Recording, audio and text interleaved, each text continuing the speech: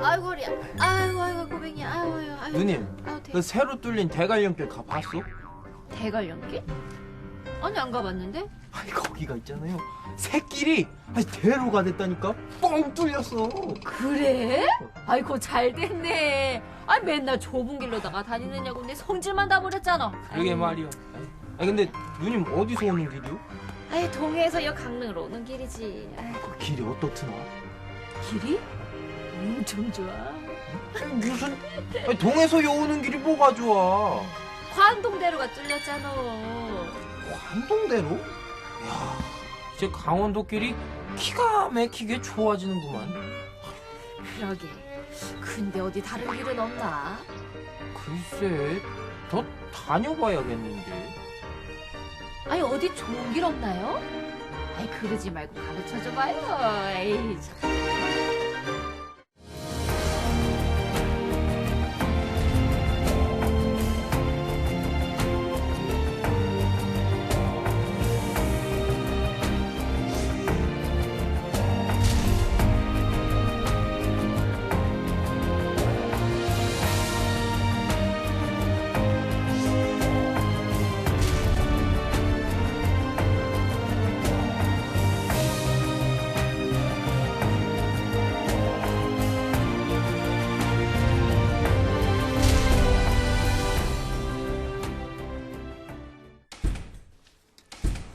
시간여행 강원, 오늘은 까마득한 옛날부터 지금까지 이어져 온 강원의 교통로, 즉 길에 관한 얘기입니다. 오늘 얘기 함께 나눠주실 분들 소개해드립니다. 시간여행 강원의 멘토, 서울교육대학교 임기환 교수십니다. 우리 지역의 역사 문화 전문가입니다. 강릉문화원 박도식 교수 오셨습니다. 시간여행 강원의 비타민 같은 논객이십니다. 호주 출신 한국인 최다미 강사님 어서 오세요. 아나운서계의 오솔길로 여겨지는 분이 있죠? 네, 김서영 아나운서. 네. 자, 오늘의 오솔길께서 오늘의 키워드를 소개해 주십시오. 네, 오늘의 키워드는요. 오솔길이라고 말씀해 주셨지만 키워드도 바로 길입니다. 길.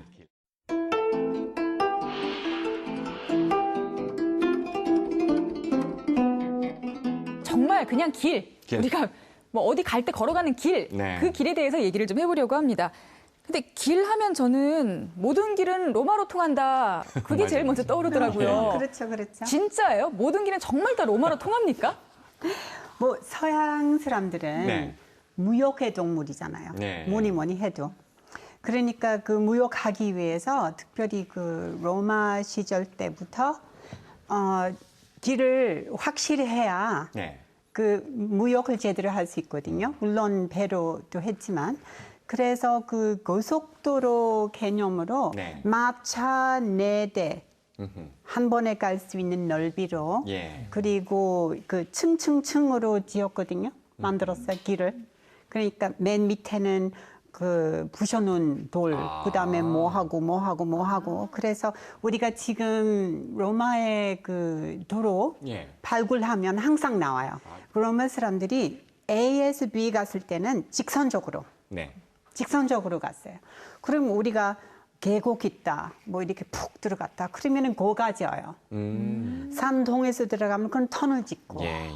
그래서 정말 그 마을에서는 마을 헐어버리고 없애고. 그래서 지금 영국에서 중동까지, 네. 북유럽에서 아프리카까지 그 어디 가나 우리가 유명한 그 로마도로 찾을 수 있어요. 네. 모든 길은 로마로 통하네요. 그 신세계 배구 왜냐하면 중국하고도 무역했거든요. 네. 기원전부터. 그러면은 그 실크로드 있지 않습니까? 그 뭐 마차 4대로 지나갈 수 있는 그 정도 길은 아니었겠지만 그래도 중국까지 들어가는 길도 있었으니까. 예. 그러면 저 유럽에는 모든 길은 로마로 통하는데 우리 역사에서는 길이 어디로 통합니까? 네, 우리 역사는 모든 길은 서울로 통한다. 수도로 통한다. 그렇죠, 그래서 그렇죠. 서울로. 아무래도. 지금도 우리 현재도 좀 서울이라고 하는 수도가 있는 서울이 굉장히 큰 비중을 차지하고 있는데요. 특히 정근대 사회, 우리나라 같은 경우는 중앙 집권적인 체제를 갖추고 있거든요. 그랬을 때에 수도가 갖고 있는 정치적 위상은 훨씬 큽니다. 예, 예. 그리고 거기에 많은 또 지배층들이 있고 관청들이 있고 그 길을 따라서 사람들이 네. 이동해가고 또 세금을 거두면 또 그 길을 따라서 옮겨가기 때문에 모든 길은 다 이제 수도로 통한다, 서울로 통한다 네. 볼 수 있고요. 기록상에 남아 있는 것도 보면 그렇습니다. 그래서 통일신라 같은 경우에는 그 오통이라고 해서 경주를 중심으로 사방으로 펼쳐지는 북해통, 염지통, 뭐 동해통, 해남통, 네. 그다음에 부교통 이렇게 해가지고 이제 오통이라는 이름으로 알려져 있는 길이 있고요. 발해 같은 경우에는 이제 오도라고 있습니다. 네. 그래서 이제 해외까지 연결되는 그 중에 신라도라고 하는 건 신라하고 연결되는 예. 그런 도로가 있고요. 고려에서는 이제 22역로라고 해서 뭐 전부 다 개경으로 통하는 건 아니지만 개경으로 통하는 주요 간선도를 축으로 해서 또 지방마다 다른 거기서 지선들이 나가는 예. 그런 이제 22역로가 만들어져 있고 우리 한반도에서 아마 도로망이 정근대 사회에서 가장 정비된 건 이제 조선시대입니다. 예. 아주 균질적으로 정비가 이제 되게 되죠. 그래서 모든 군현들이 다 연결이 되는데 그 중에서도 이제 서울로 가는 길, 이게 이제 중심 간선도로죠. 그런 길은 어디서나 한양길이라고 부릅니다. 네. 한양 가는 한양길.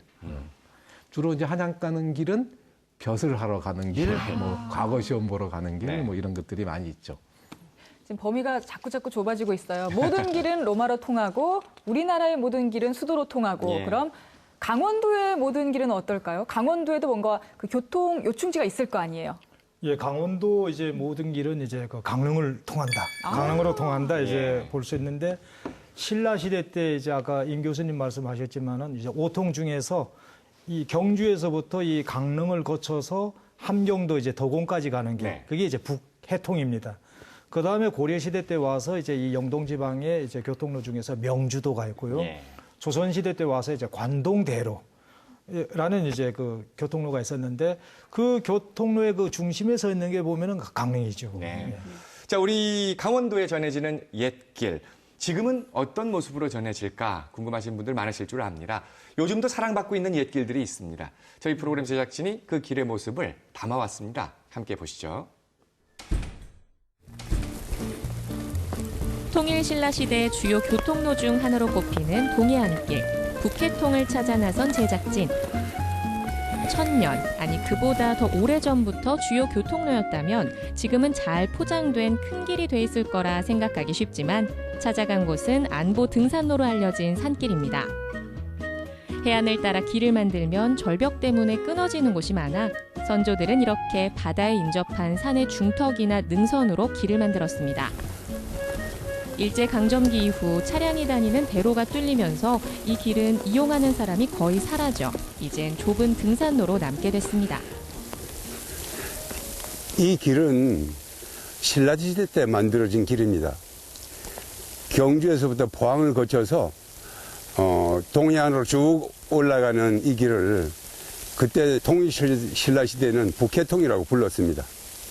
고려시대 이후에는 개성에서부터 서울을 통과해서 강릉, 평해까지 이르는 길을 관동대로라고 불러왔습니다. 그때 이 길은 신라시대 때부터 고려시대 또 조선시대까지 중요한 교통로가 되어 왔습니다. 지금까지. 3월에 내리는 진눈깨비. 겨울이 따뜻한 강릉에선 경험해보기 쉽지 않은 날씨인데요. 1000년 전 이 길을 걸었던 화랑과 낭도들에게라면 이런 날씨도 방해가 되진 않았을 겁니다. 그들의 동해안 유람은 일종의 수련이었을 테니까요. 이 길을 지나 한송정에 들러 차를 맛보고 속초 영랑호를 거쳐 고성까지 다녀왔을 겁니다. 조선 초 강원도 관찰사로 내려온 황희정승도, 관동별곡을 지은 송강 정철선생도 이 길을 지나 삼척으로 갔을 겁니다. 이제는 이용하는 사람이 적어 좁은 등산로가 됐지만 이 길을 주로 이용했던 조선시대까지만 해도 큰 가마가 교행할 수 있을 정도로 넓은 길이었다고 합니다. 그런데 최근 들어 다시 이 길을 찾는 사람들이 늘어나고 있다고 하네요.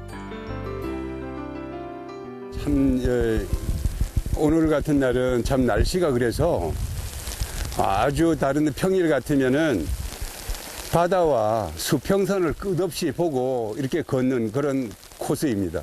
그래서 누구나 여기 오면은 가슴이 확 트이는 것을 느낄 수 있는 그런 바우길 코스인데 날씨가 맑으면 발 아래로 드넓은 바다가 펼쳐져 있어 이 길을 걸으면 마치 바다 위를 걷는 듯한 느낌이라고 합니다. 그래서 길 이름도 산우의 바닷길. 길을 걷는 고단함은 잠시 멈춰 바라보는 풍광에 날아가 버립니다.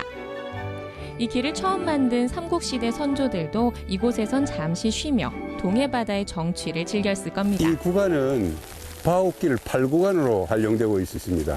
바우길 8구간은 안인에서부터 경동진까지 연결이 되어 있는데 약 9.4km 구간입니다. 한 5시간이면 충분히 걸을 수 있는 길이지만 평평하고 이 능선을 걷게 되기 때문에 누구든지 쉽게 부담 없이 걸을 수 있고 또 옥빛 바다와 끝없이 펼쳐져 있는 수평선을 보면서 걷는다는 것은 걷는 이로 하여금 큰 기쁨을 줄 것입니다. 바우길 8번 구간 산우의 바닷길. 제주 올레길, 지리산 둘레길과 함께 우리나라 3대 트레킹 코스로 꼽히는 강릉 바우길은 많은 사람들이 찾아오는 명품 등산로입니다.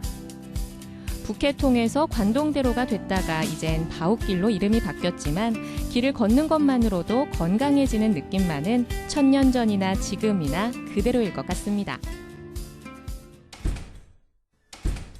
이 동해안을 따라서 쭉 이어진 지금 이제 7번 국도로 여겨도 되겠죠. 이 통일신라 시대의 주요 도로 중에 하나였다라는 겁니다. 이 동해안로는 어떻게 만들어진 길일까요? 동해안은 이제 자연로지요 보면은 예. 해안을 따라서 여기 자연 장애물이 별로 없지 않습니까?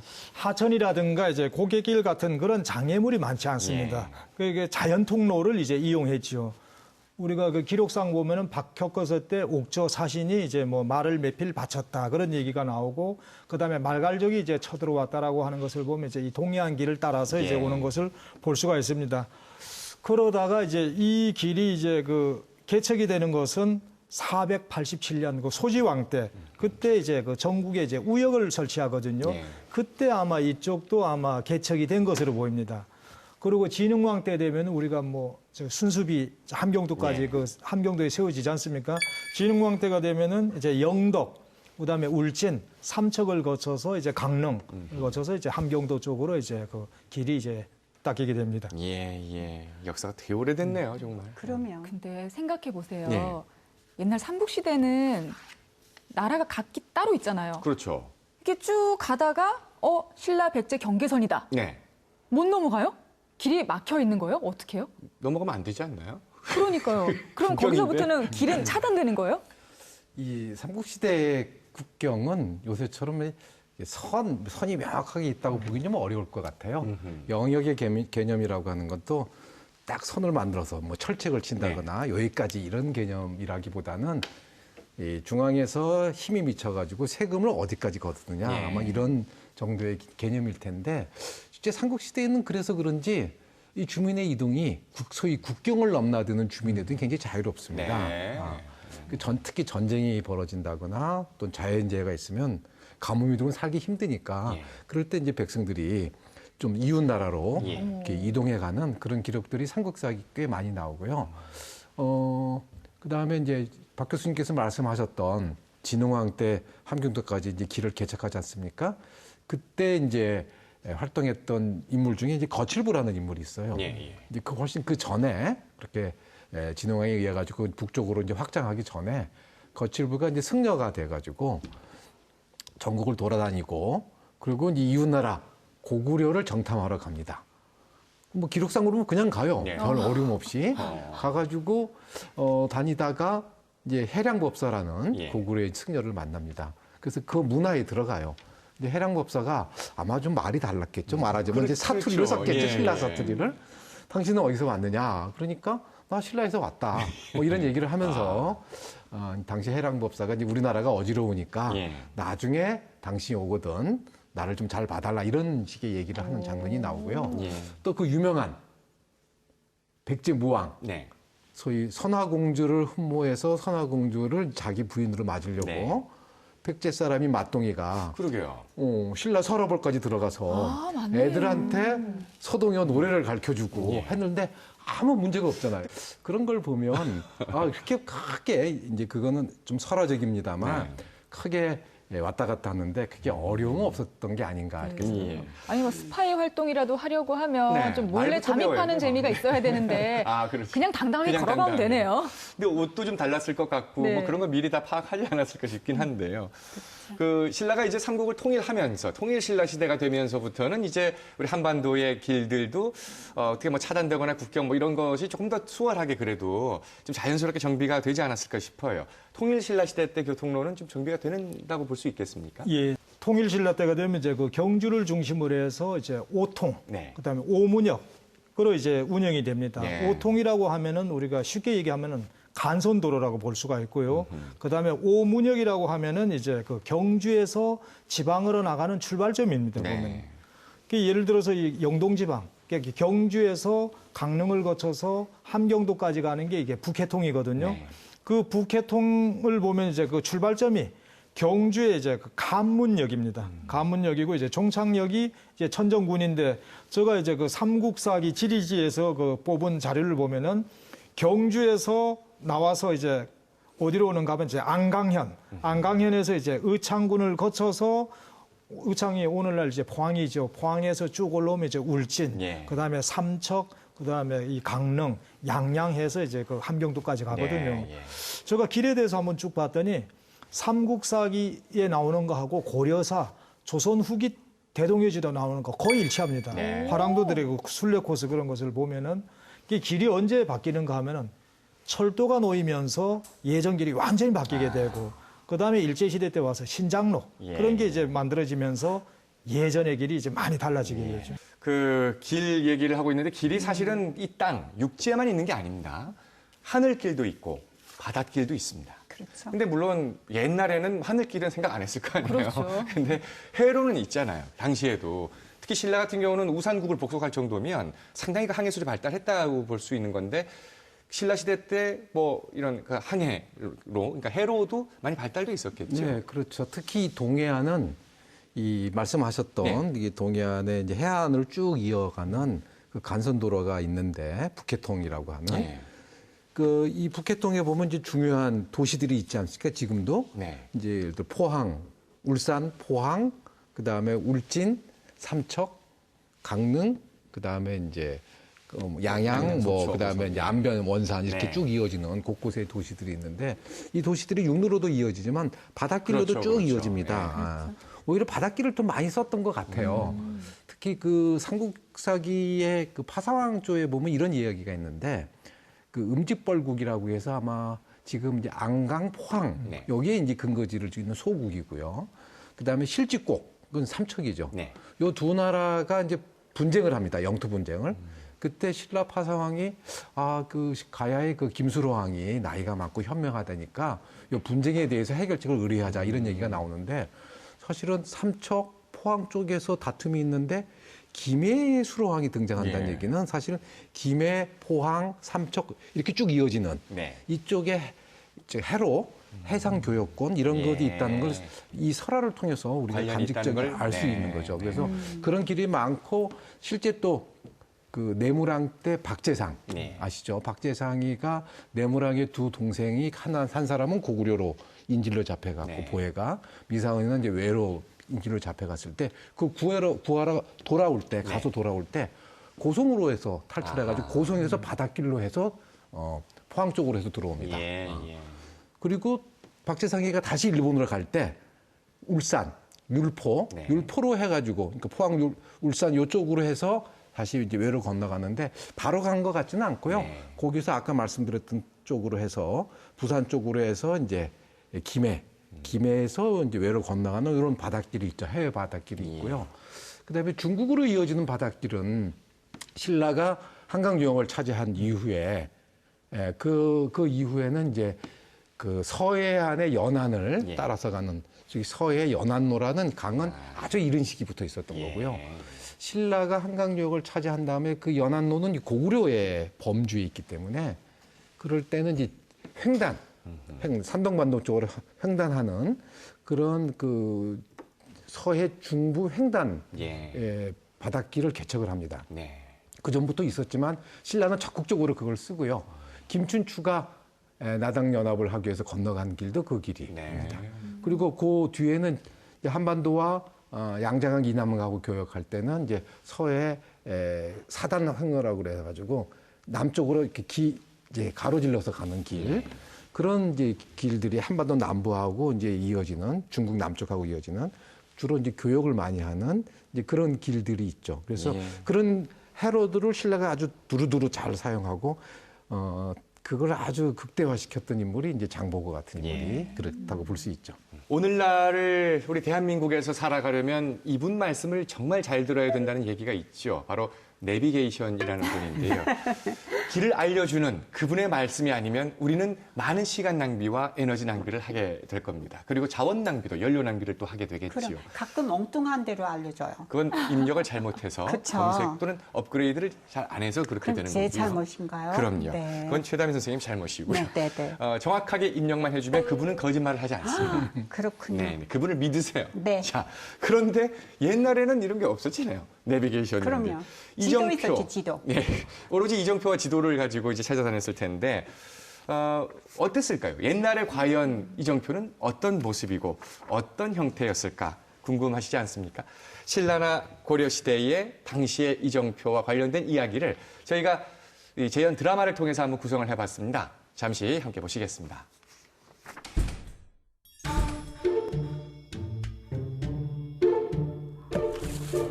아니 도대체 여기가 어디란 말인가?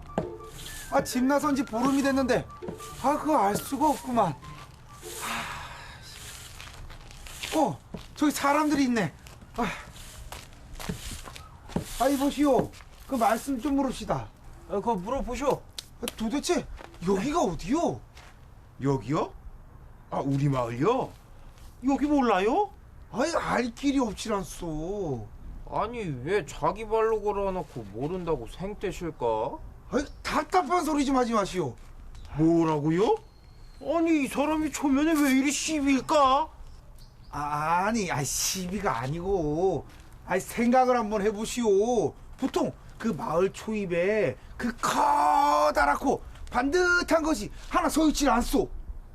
뭐래? 그 가는 방향이 어디인지, 가는 곳까지의 거리가 어디인지 그 나타내주는 표지 말이오, 표지. 이정표? 그래요. 나 알아요, 이정표. 형님도 알죠? 그럼 알지. 나도 봤어. 아니 아신다는 분들이 그 마을에 이정표가 없어. 우리 마을요? 우리는 여기서 나고 잤는데 그 필요가 없지. 우리는 눈 감고도 다니는데 뭘. 그거야 마을 사람들 얘기지. 나같이 초행길인 사람은 가다가 길도 잃고 방향도 잃고 헤매기 십상이요. 듣고 보니 그런 것 같기도 하네. 그러게. 우리도 멀리 갈 때 그 마을 이정표를 보고 여기서 하루 자고 갈지 계속 갈지 그렇게 결정했던 것 같아. 맞소. 이제야 말이 좀 통하는구만. 그럼 우리도 하나 있으면 좋겠네.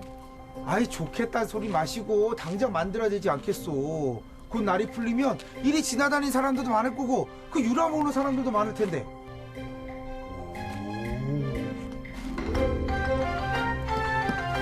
하여 이정표를 만들게 됐는데 형님, 근데 이정표는 어떻게 만드는 것이오?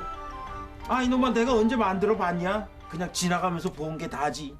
그래도 이왕 만드는 거 번듯하게 만들면 보기 좋을 거다니요. 보기 좋은 떡이 먹기도 좋다. 암요. 이 형님 뭘 좀 아신다니까. 그래. 그럼 아주 보기 좋게 한번 만들어 보시게. 이 형님이 또 장깨를. 이거 어떻게 혼자 만들어요? 같이 만들어야지. 그래. 좋아. 양지사 만드는 거 같이 한번 이쁘게 만들어 보자고. 그렇게 의기투합해서는 나무와 하루 종일 씨름을 하는데 이거 어느 세월에 완성되나요?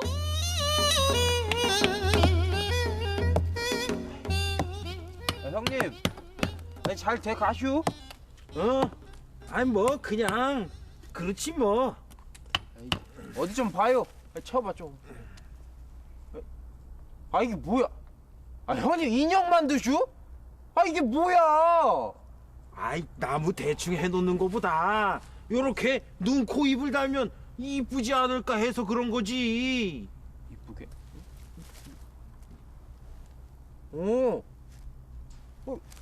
괜찮네.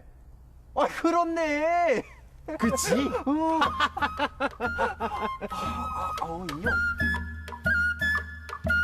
있는 솜씨 없는 솜씨 발휘하는 두 사람.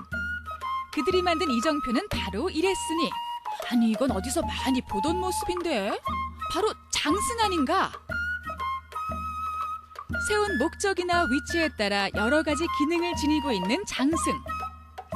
단순한 경계표나 마을 이정표는 물론이고 잡귀와 질병으로부터 사람들을 보호해주는 수호신으로 때로는 개인의 소원 성취를 기원하는 대상으로서의 역할까지 하게 된 장승은 그렇게 발달해온 것이었다.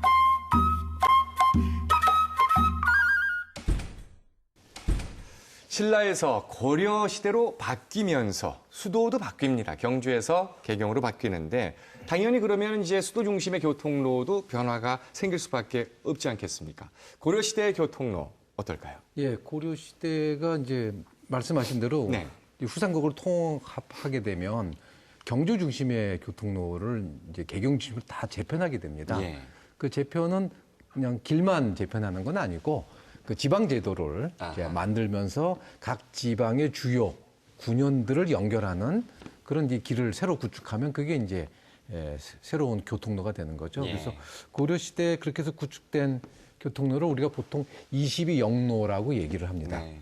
근데 이 영로는 이제 나중에 조선에 있는 것처럼 모든 게 다 연결되어 있지는 않고요. 이제 구간이 연결되기도 하고 또 끊겨 있기도 하고 그럽니다. 그 중에서 이제 강원도 같은 경우에는 춘주도라든가 명주도 같은 게 이제 강원도 쪽에 설치된 것들이 있고요. 각 도마다 이제 역들이 이렇게 만들어지는데 22영로에 모두 525곳의 역이 네. 만들어졌다고 합니다. 그리고 또 길이라는 게 이제 우리가 아까 이정표 장승 얘기도 봤습니다만 길을 만들어 놓고 사람이 다니면서 이제 길이 유지됩니다만 이게 길이라는 걸 확실히 하고 계속적으로 길로서의 그 기능을 유지하기 위한 그런 장치도 필요하죠. 요즘에 길 보면 길 좌우에 뭐가 있어요?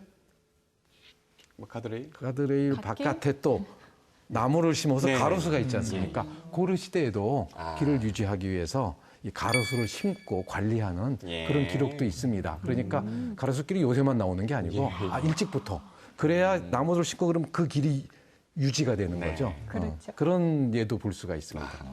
길이라는 게 이제 수도로 가는 길이 가장 중요하잖아요. 이제 고려가 되면서 개경으로 가야 된단 말이죠. 그럼 더 이상 동해안로를 사용할 일이 없는 거 아니에요. 네.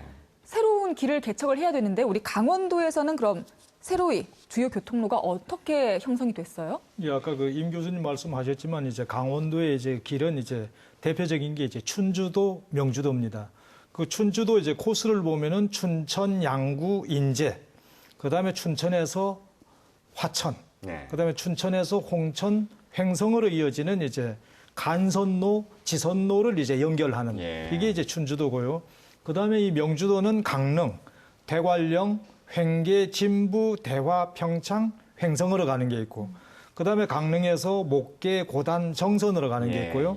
그다음에 남쪽으로 강릉, 삼척, 울진, 그다음에 북쪽으로 강릉에서 양양으로 가는 이제 간선로와 이제 지선로 이제 역들이 이제 보면. 자, 그러면은 개경으로 가기 위해서는 그 춘천이나 뭐 근처로 가서 이렇게 한강수로를 원주에서는 이렇게 이용할 수도 있었지 않을까 싶은데 혹시 한강수로 발전도 같이 이루어지나요? 그때? 그렇습니다. 그러니까 그 영동 지역 같은 경우에는 이제 큰 고개를 태백산맥을 넘어야 되고 그렇지만 이제 영서 지방은 바로 이제 개경까지 이어지게 되는데 뭐 개경으로 직접 가기보다는 주로 이제 서울을 통해서 가게 되죠.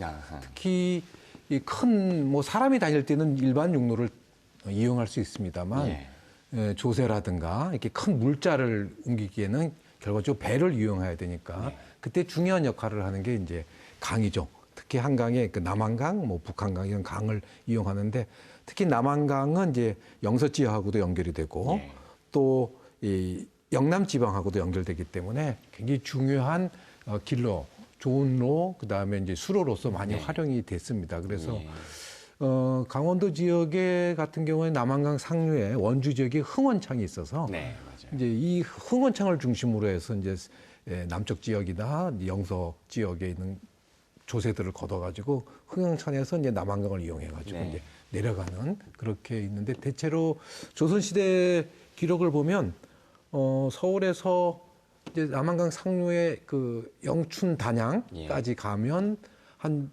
6, 7일? 내려가는데 한 6, 7일. 올라올 때는 좀 더 많이 걸리죠. 예, 예. 근데 주로 이제 조우는 같은 경우는 물자를 실어서 내리는 그런 경우가 많기 때문에 그런 수로를 많이 이용하고 활성화되어 있습니다. 고려시대에 특히 발달하게 되어 있죠. 예, 예. 왜냐하면 이제 서울을 통해서 개경으로 이어져 가야 되니까 그래서 그런 수로들이 고려 이후 조선시대는 뭐 더더욱이나 말할 것도 없이 그런 한강 수로가 개발이 되고 계속 유지가 됩니다. 네. 근데 오늘날 이렇게 자동차로 빨리 움직이는 시대인데도 길 중간에 휴게소가 있는데 예전엔 다 걸어 다니고 우마차를 이용하고 또 말을 타기도 했겠지만 그런데 뭐 며칠씩 막 이렇게 이동하고 하는데 분명히 길 중에 오늘날의 휴게소 같은 그런 역할을 할 수 있는 뭔가는 있었겠죠. 그거 네. 어떻게 없을 수 있겠습니까? 고려 시대 때는 이제 주로 이제 그 휴게소, 오늘날로 말하죠. 휴게소 하면 이제 원이라고 했습니다. 원? 그 원을 고려 시대 때는 주로 어디에서 운영했는가 하면 사원에서 했습니다. 절에서 운영했습니다. 네. 이제 사원할 때 그 원자, 그게 이제 휴게소 그거죠. 그 이용하는 사람들은 이제 누군가 하면 이제 여행하는 승려, 예. 그 다음에 상인들도 있고, 그 다음에 교대하기 위해서 오가는 이제 군인들도 있습니다. 그리고 이제 지방에 이제 그 여행하는 이제 관리들, 네. 관리들이 있는데 우리가 그 강릉에 정동진에 가면은 등명낙가사라고 하는 절이 있지 예, 않습니까? 거기에 이제 머물렀다가 이제 그 시를 지은 게 오늘날 남아 있는데 그 중에 이제 보면은 이제 김부식의 아들 김돈시라고 하는 분이 이제 그 지은 게 있고 그 다음에 김극기, 그 다음에 안축, 이곡 이런 분들이 뭔가 하면 지방을 여행하면서 거기에 머물렀고 그다음에 머무르면서 이제 뭐 동해의 뭐 일출 광경 그런 것도 이제 보고 시를 푼 게 이제 남아 있습니다. 예. 아, 뭐 등명낙가사에서 동해안을 바라보면 뭐 최고의 풍광이죠. 뭐 이제 그 조선시대 교통로 얘기를 좀 또 넘어가 보겠습니다. 그 전에 먼저 저희 프로그램 제작진이 준비한 이 재연 드라마를 한 편 보고 가시겠습니다. 조선 후기 강릉엔 마음씨가 착하고 어진 향리가 한 명 있었으니 그는 바로 이병화였다. 대관령 30리는 길이 험하고 사람이 살지 않으나 왕래가 빈번하여 겨울에는 얼어 죽는 사람이 많아 늘 걱정이로구나. 아이고 어찌하면 좋을꼬. 한참을 고민하던 그에게 뭔가 떠오른 것이 있었으니 그래 그리 하면 되겠구나.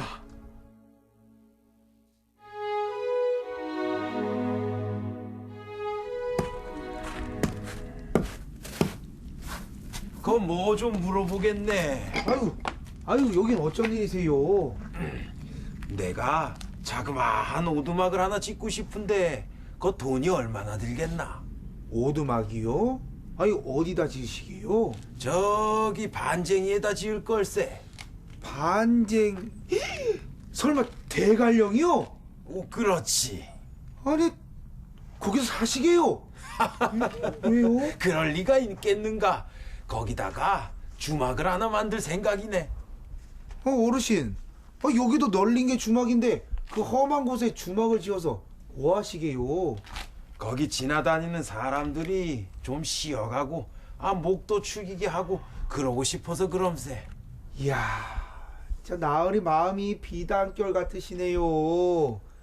근데 문제가 하나 좀 있는데. 왜? 짓기 어렵는가? 아이, 그 어렵기도 어렵겠지만서도 돈이 좀 들지 않겠어요? 그래. 아니 얼마면 되겠는가? 한 벼 500석쯤 안 들겠어요? 벼 500석이라 하면 100냥? 아이, 그것도 이것저것 다 빼고 원가로 해드리는 거예요. 힘들겠죠? 아닐세. 이 양지사 마음 먹은 거 그리 함세. 정말요? 결국 이병화의 바람대로 반쟁이의 주막이 지어져 오고 가는 사람들의 지친 몸과 마음을 달래주게 되었다. 헌데 시간은 흘러 그가 세상을 떠나고 세월의 풍파를 맞은 주막도 무너져 내리고 마는데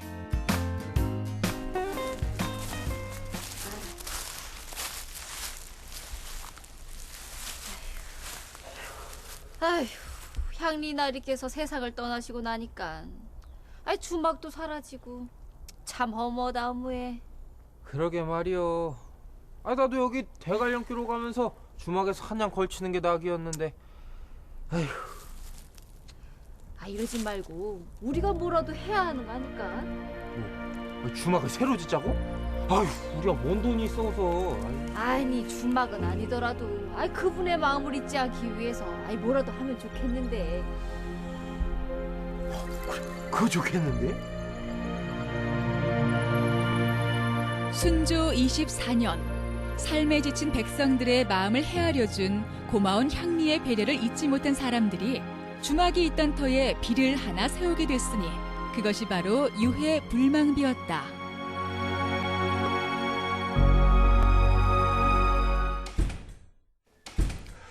조선시대에 접어들면서부터는 이 고려시대 사찰 중심으로 운영되던 원이 이제 관 중심으로, 그러니까 뭐 나라에서 운영한다고 봐도 되겠죠. 관 중심으로 운영되던 원. 그게 나중에 조선 중후기가 되면서는 다시 주막 개념으로 바뀌고, 주막은 개인이 운영하는 거 아니겠습니까? 결국은 제가 지금 말씀드린 대로 원이 주막으로 이렇게 보면 되겠죠. 예. 이제 바뀌는 이유 중에 하나가 이제 관이 원을 운영하면서 관이 운영하니까 요새로 따지면 이제 구경이잖아요. 네. 구경이면 구경을 쓸 수 있는 사람이 제한될 수밖에 없죠. 아무래도 관리나 공공에 의해 목적을 갖고 있는 사람들이. 그러다 보니까 사용자가 제한되면서 원이 조금씩 이제 퇴조하기 시작하고요. 또 사실은 이제 9년이 쭉 이어지다 보니까 이 관리들은 이동해 가면서 굳이 원을 이용하지 않고도 그 각 지방에 있는 관들을 이용할 수 있다 보니까 좀 더 쇠퇴해지기 시작합니다. 그걸 대체하는 것이 이제 민간인들이 운영하는 것이 이제 과거에 원자리 근처에 그 주점이라고 그러죠. 주점들이 술도 먹고 밥도 팔고 잠도 잘 수 있는 이런 주점들이 크게 번성을 하고 특히 후기로 가게 되면 일반 여행자들도 많이 늘어나고요. 그다음에 이제 상업이 발달하니까 상인들도 많이 다니면서 이 주막들이 크게 번성하죠. 그래서 아주 유명한 주점들이 많이 밀집되었던 곳들이 이제 아무래도 영남대로를 이어지는 문경세제의 조룡원 같은 지금도 그 흔적들이 잘 남아 있고요.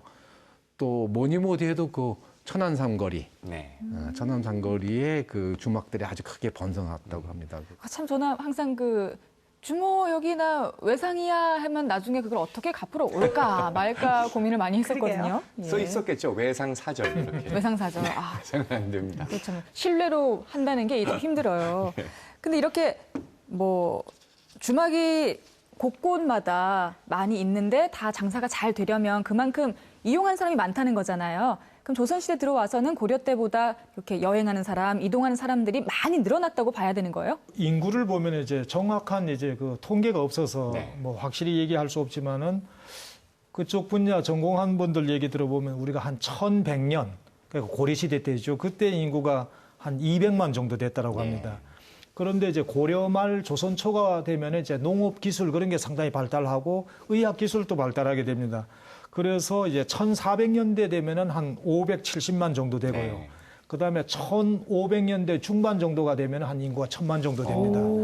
그 인구가 늘어나니까 아무래도 이동하는 사람도 많을 거 아닙니까? 아까 임 교수님 말씀하셨지만은 조선 전기 때는 이제 원이었는데 강원도에 이제 원이 몇 개 있었는가 하면은 16세기 때 한 64개가 있었습니다. 근데 이제 그 18세기가 되면 한 23개가 되고 19세기 말이 되면 한 20개 정도밖에 남지 않습니다.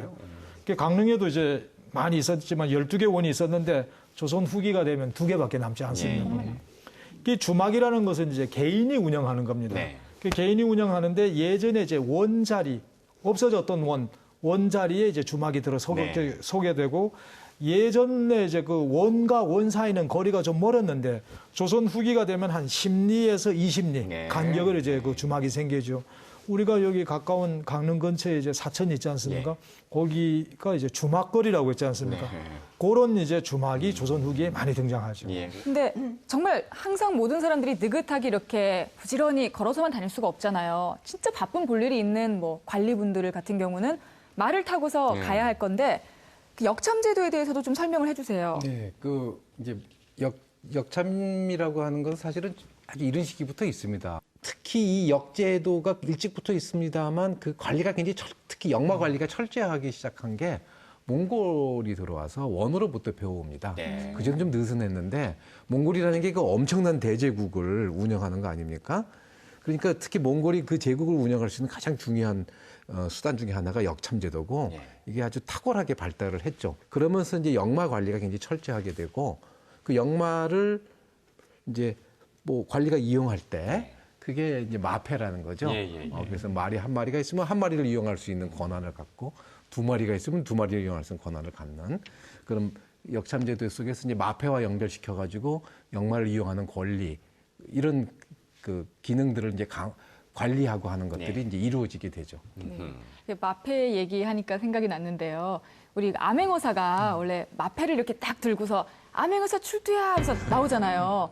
근데 그 마패라는 게 말씀하셨지만 말을 뭐 한 마리 빌릴 수 있다, 5마리 빌릴 수 있다는 어쩐 뭐 승차권 같은 건데 생각을 해보세요. 그냥 차표를 손에 들고서 암행어사 왔다 이렇게 얘기하는 게 조금 이거 어떤 의미가 있는 거예요? 그러니까 이제 암행어사 같은 경우가 이제 조선 시대 좀 독특한 제도인데요. 원래 어사 제도는 이제 아예 공식적으로 노출되어 있는 어사가 있습니다. 어사라고 하는 건 왕이 보내서 이제 지방의 그것들을 감독하고 그렇게 규찰하고 하는 감찰하는 이런 기능인데 암행어사는 그걸 몰래 하는 거 아닙니까? 왕의 엄명을 받아가지고 몰래 이제 그걸 하는 건데 그때 이제 암행한테 주는 게 넌 어디 가서 뭘 해라라고 하는 것들이 마패하고 같이 줍니다. 그러면 암행어사가 이제 갈 때는 몰래 가야죠. 노출시키면 안 되고 몰래 가서 자기가 감찰해야 될 곳에 가서 이제 민심을 읽고 백성들의 소리를 듣고 그런 다음에 이제 수령들을 감찰 규찰하기 위해서 뭐냐면 마패를 들어서 역졸들을 동원하는 겁니다.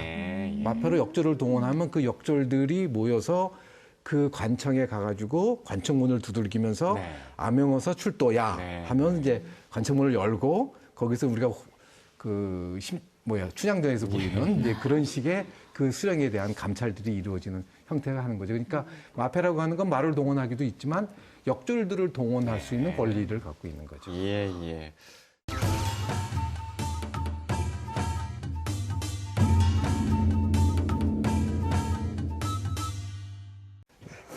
자, 시간여행 강원의 이제 마지막 코너가 됐습니다. 역사 가정, 역사 스토리 이프 시간인데요.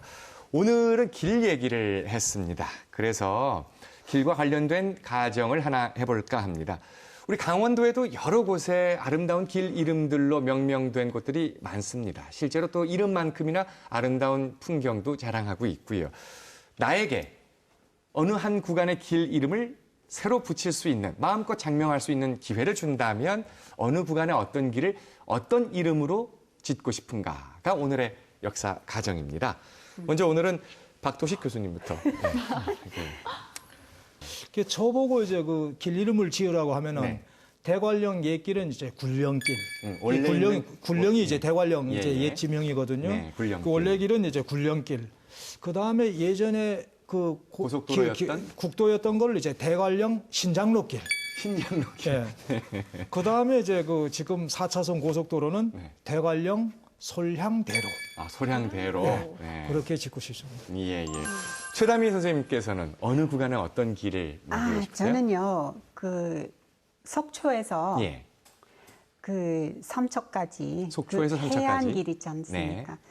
가끔은 이게 천국인지 땅인지 이게 참 바다도 있고 산도 있고 이렇게 너무너무 아름다워서 하늘과 땅 사이. 그래서 제가 천지천리길. 천지천리길. 와, 천지천리길. 긴 여정 할 수 있는 느낌이니까 천리. 천지천리길. 그리고 하늘, 땅 사이에 네. 있는 그런 아름다움이니까 예, 예. 전지전리길. 김소영 아나운서는 어떠세요? 이제 속초에서 삼척까지 오셨잖아요. 예. 이제 삼척에서 그 아래쪽으로 쭉 가는 그 7번 국도를 네. 현재 7번 국도 말고 그 옛 7번 국도길 있잖아요.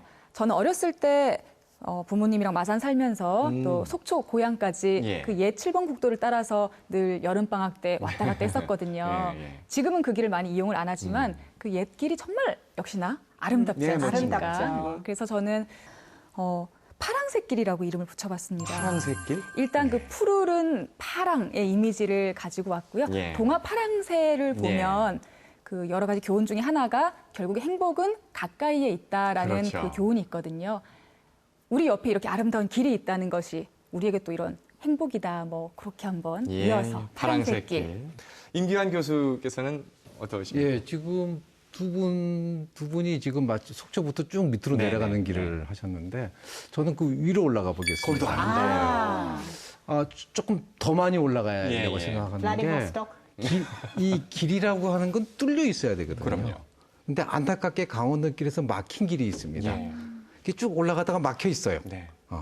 그 길을 뚫어야 이게 강원도의 숨통이 틀린다고 저는 생각합니다. 특히 네. 가까이는 통일의 길, 멀리는 이제 대륙의 꿈과 포부를 멀리 펼칠 수 있는 길. 네. 그래서 저는 이 길을 대륙의 길, 대륙의 길. 이름을 붙여서 강원도 역에 한정하지 말고 세계를 확장하는 그런 길의 이름을 좀 딱 붙여봤으면 좋겠다. 예, 대륙의 동해 길. 길 정도가 좋네요. 아니라 아주 큰 길로 좋습니다. 그런 이름을 좋습니다. 한번 생각해봤습니다. 그러면은 예. 유럽까지 배낭여행 할 수 그렇죠. 있겠네요. 할 수 있죠. 유라시아를 그럼요. 쭉 통하는 그럼요. 길이에요.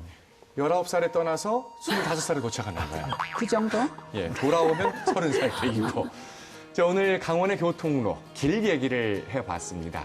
여기도 분명히 천년 전 우리 조상이 꼭 똑같이 디뎠던 그 발길을 나도 딛는다, 그런 마음을 갖는다면 그 길을 한번 걸어보는 그동안 내 마음에 어떤 밝은 기운들, 또 에너지들이 더 많이 쌓일 수 있지 않을까, 그런 생각을 해보게 되네요. 시간여행 강원 오늘은 여기까지입니다. 고맙습니다.